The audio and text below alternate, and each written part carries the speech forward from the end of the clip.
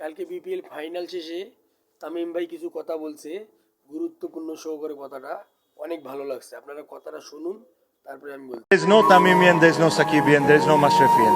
There's only one supporter, that is Bangladesh. Okay, this thing destroys Bangladesh cricket.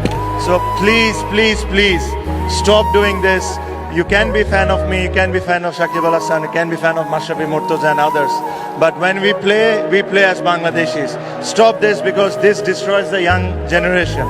This is the last message that I will like to give you. We all are Bangladeshis, nothing else. So please support the team. They're a very young side. They will make mistakes, they will fail, but it is your team. So please be together.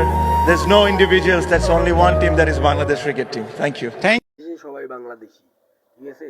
আমাদের সাকিব ভালো, মাশরাফি ভালো, তামিম ভালো, সব প্লেয়াররাই ভালো। আমরা নিজেই আমরা এক একজন সাপোর্ট করিয়া নিজের দলের জন্য ক্ষতি করি। আমরা এক একজনের সাপোর্ট নিয়ে মারামারি, ঝগড়াঝাটি, গালাগালি করি।